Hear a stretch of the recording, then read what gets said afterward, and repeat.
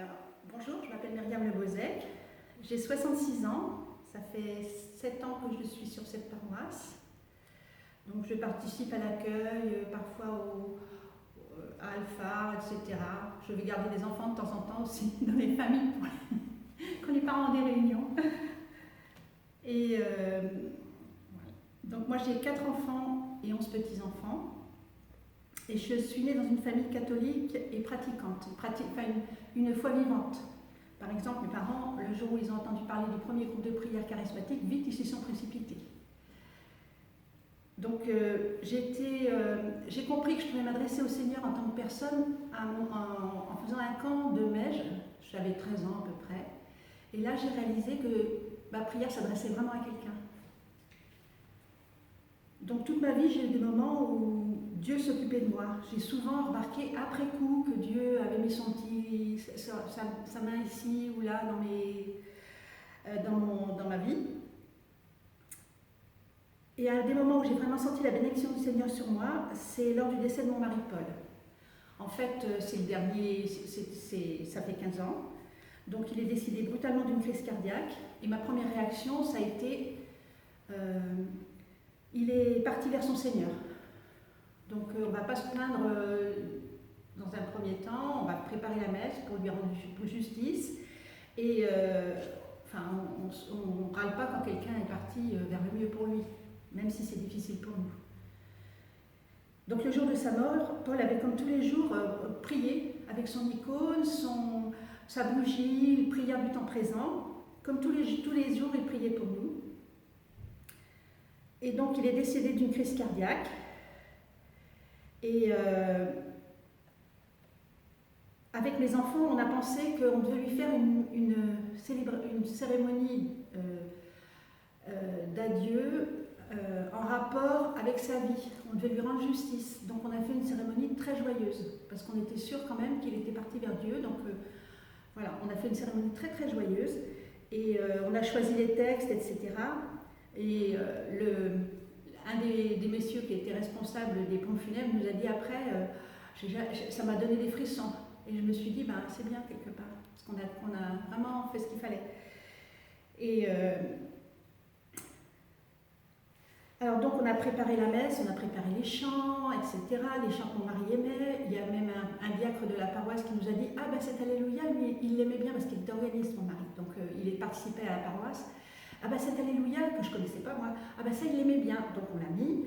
Et puis au moment de faire le petit livret, ma nièce qui devait faire chanter, qui regardait les chants, a dit, mais Paul, il avait une grande confiance en Sainte Thérèse, pourquoi est-ce qu'on ne mettrait pas je ne meurs pas, j'entre dans la vie, sur le petit livret. Alors on a dit, mais Sophie, tu as une excellente idée, on l'a mis, et après on l'a mis sur sa tombe. Et voilà. Donc l'année précédente, alors par contre,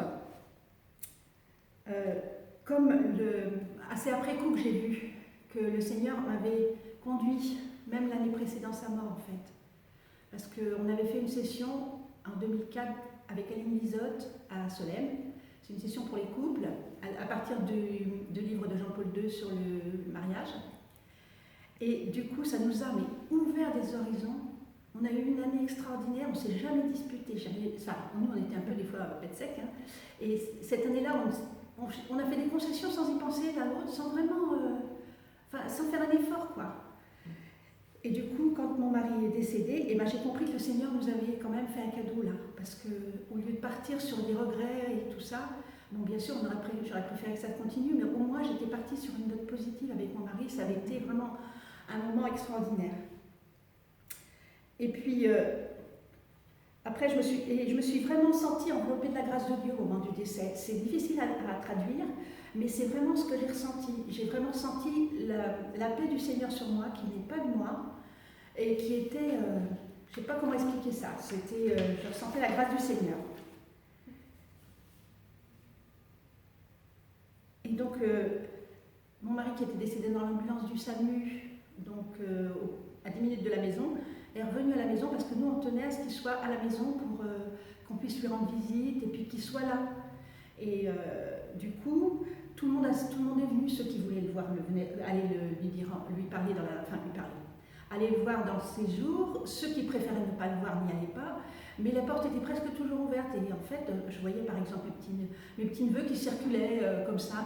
Ma petite fille, enfin voilà. Et mon petit neveu a dit à son père, mais papa, pourquoi tu ne prends pas une photo? Après, il ne sera plus là. Je trouvais que c'était... Voilà, c'était très touchant. Et alors, j'ai vraiment eu une chance inouïe parce que j'ai eu un frère qui m'a aidé avec sa femme pour les pompes funèbres, pour les papiers, pour tout ça. Un autre de mes frères m'a donné l'argent pour la sépulture.